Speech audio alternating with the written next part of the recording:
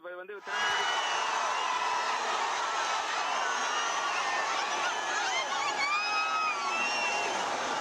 திருச்சி மறைக்கடை பகுதிக்கு தற்போது வந்திருக்கக்கூடிய விஜய் அவருடைய பிரச்சார வாகனத்தில் மேல் நின்று ரசிகர்களுக்கு மற்றும் தொண்டர்களுக்கு கையசைத்து வருகிறார்.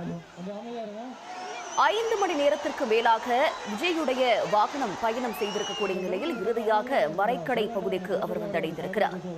இன்று 3 மாவட்டங்களில் அவர் பிரச்சாரத்தை மேற்கொள்ள இருப்பதாக திட்டமிட்டிருக்கக்கூடிய நிலையில் மதியம் 3 மணி அளவிலேயே அவர் திருச்சியை வந்தடைந்திருப்பதும் குறிப்பிடத்தக்கது.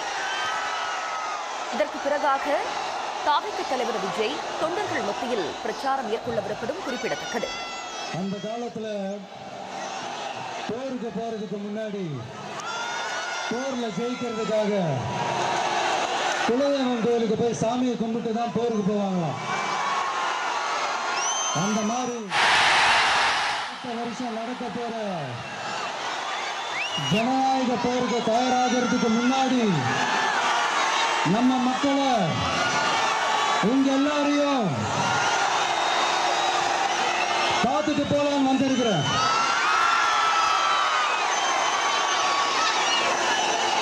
ஒரு சில மண்ணை தொட்டா ரொம்ப நல்லது, சில நல்ல காரியங்களை இந்த இடத்துல இருந்து தொடங்கினா நல்லதுன்ட்டு இந்த பெரியவங்க எல்லாம் சொல்லி நம்ம கேள்விப்பட்டிருப்போம் இல்லையா? பார்த்துட்டு போலான்னு வந்திருக்கிறேன்.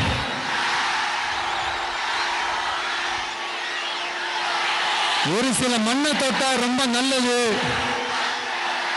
சில நல்ல காரியங்களை இந்த இடத்துல இருந்து தொடங்கினா நல்லதுன்ட்டு இந்த பெரியவங்க எல்லாம் சொல்லி நம்ம கேள்விப்பட்டிருப்போம் இல்லையா? அந்த மாதிரி திருச்சியில தொடங்கின எல்லாமே திருப்பு முனையா அமையும்னு சொல்லுவாங்க. அதுக்கு நிறைய எக்ஸாம்பிள்ஸ் இருக்கு. லைக் அறிஞர் அண்ணா அவர்கள் முதல்ல தேர்தலில் நிக்கணும்னு நினைச்சதே திருச்சியில தான். நான் சொல்றது 1956ல. அதுக்கப்புறம் புரட்சி தலைவர் எம்ஜிஆர் அவர்கள் அவருடைய முதல் மாநில மாநாட்டை நடத்துனதும் திருச்சியில தான். நான் சொல்றது 1974ல. அந்த மாதிரி திருச்சிக்குன்னு நிறைய வரலாறுகள் இருக்குது. நம்ம கொள்கை தலைவர் பெரியார் அவர்கள் வாழ்ந்த இடம், மலைக்கோட்டை இருக்கிற இடம், கல்விக்கு பேர் போன இடம், மதச்சார்பின்மைக்கும் மத நல்லிணக்கத்திற்கும் பெயர் பெற்ற இடம், கொள்கை உள்ள மண் இது.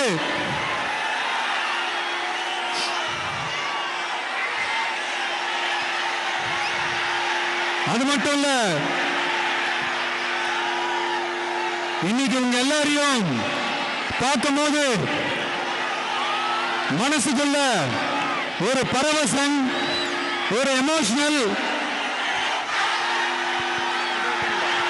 Hello hello hello hello hello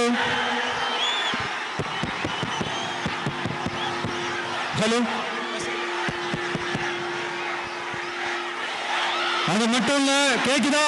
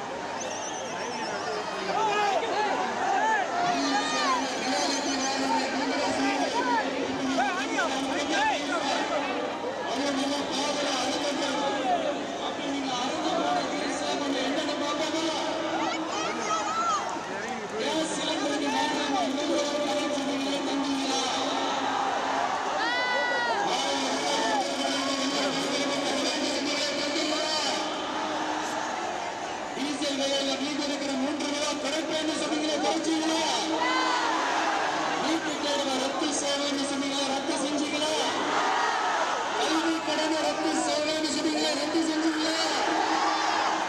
வருஷத்துக்கு 10 லட்சம் பட்டதாரிகளுக்கு வேலை தரணும்னு சொன்னீங்களா? தந்தீங்களா? மின்சார கட்டணத்தை மாசம் மாசம் கட்டுற மாதிரி மாத்தலன்னு சொன்னீங்களா? மாத்துனீங்களா?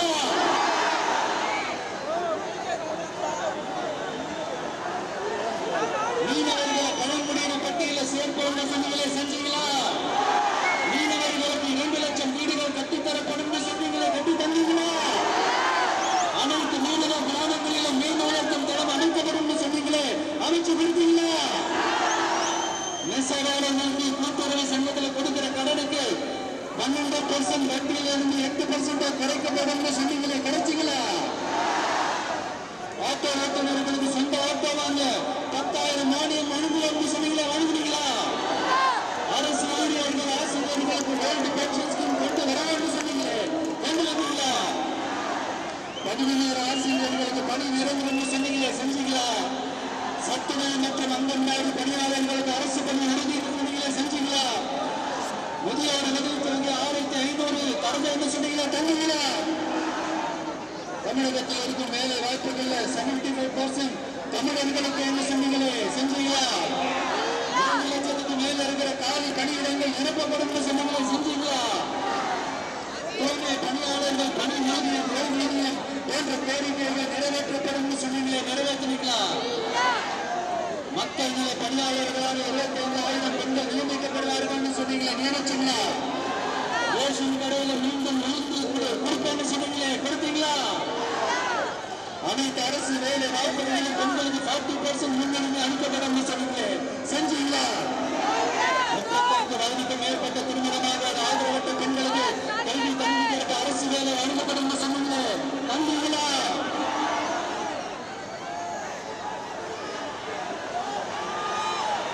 பகுப்பாய்வின் கோரிக்கைகள் பரிசீலிக்கப்பட்டு நடவடிக்கை மேற்கொள்ளப்படும் சொன்னீங்களா, செஞ்சீங்களா? அரசு வீட்டு வசதி மற்றும் குடிசை மாற்று வாரிய வீடுகளில் மாற்றுத்திறனாளிக்கு ஒதுக்கீடு செய்யப்படும் சொன்னீங்களா, செஞ்சீங்களா? இளைஞர் தமிழர்களை காப்பாற்ற ஒரே தீர்வு பொது வாக்கெடுப்பு தான், அதை நடத்த வலியுறுத்தும் சொன்னீங்களே, செஞ்சீங்களா? இப்படியே நம்ம கேள்வி கேட்டீங்கன்னா இருக்கிறீங்க. அவங்க கிட்ட உங்க கேள்வி நடப்பாருல்ல, மக்களை நீங்க சொல்லுங்க. செய்வோம் செய்வோம் செய்வோம் செய்வோம் சொன்னாங்களே, சொன்னதே செஞ்சீங்களா? சத்தமா சத்தமா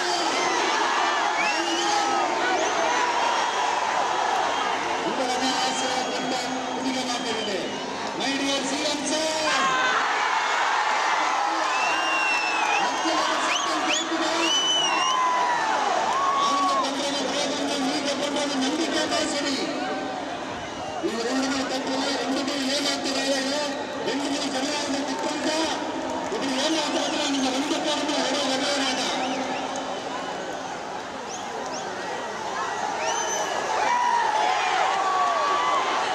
இப்ப புரியுதா?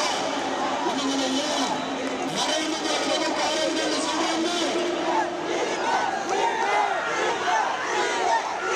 இப்ப நம்ம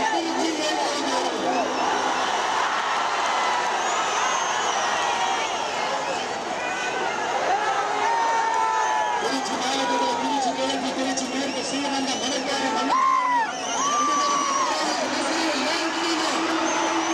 இந்த மக்கள்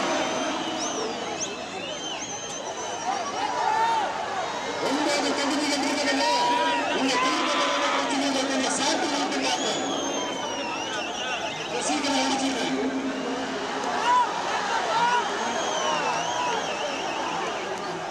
BHEL, OFD, Ordnance Factory, Trichy, HATP, Heavy Alloy Penetrator Project, Ponmalai railway பணிமனை எல்லாம் இருந்து இங்க திருச்சியில ரொம்ப முக்கியமான தொழில் விவசாயம். அந்த விவசாயத்துக்கு இந்த குடும்ப கவர்மெண்ட் என்ன செஞ்சிருக்குன்னு கேட்டா சீராக திருச்சி மேலே காவிரி ஞாபகம் வர்ற மாதிரி காவிரி தண்ணி பிரச்சனை ஞாபகம் விவசாயம் தான். அந்த விவசாயத்துக்கு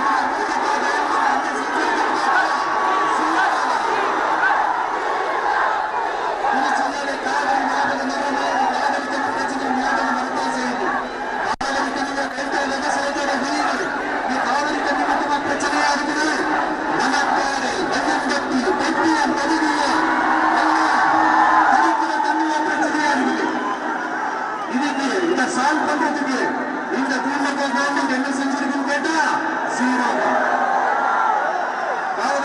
பிரச்சனை, குடி தண்ணி பிரச்சனை இதை சால்வ் பண்ண மாட்டீங்க. ஆனா மணல் அள்ளி விற்கிறவங்க மட்டும் நல்ல காசு காட்டுது.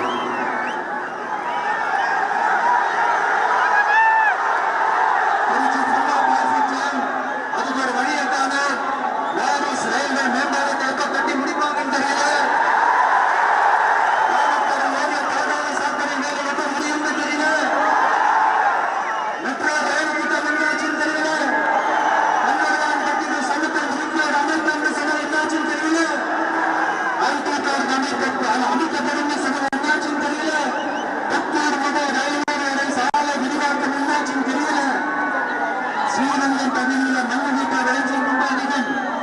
அங்க ஒரு மல்லிகேற்ற சில்க் ஃபேக்டரி 2 வருஷம் தமிழ் மக்கள் கேட்டுட்டு இருக்கிறாங்க.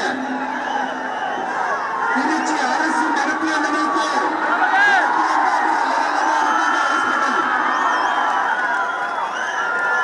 மனுச்சங்கள் சட்டமன்ற சாட்சி இன்னும் நம்ம தமிழ்நாடு பேருந்து கட்டளையா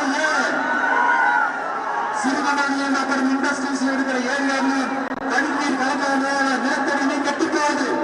இப்படி நமக்கு என்ன இருக்குது இந்த திமுக. இதை தாண்டி இன்னொரு ஒரு மோசமான ஒரு மோசடி ஒண்ணு நடந்துகிட்டு இருக்கு. அது நாடறிஞ்ச விஷயம். அதுதான் கிட்னி கணக்கு.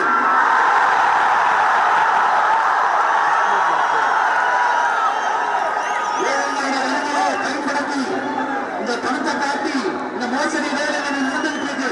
அதான் எங்க நடக்குது தெரியுமா? திமுக எம்எல்ஏனுக்கு சொந்தமான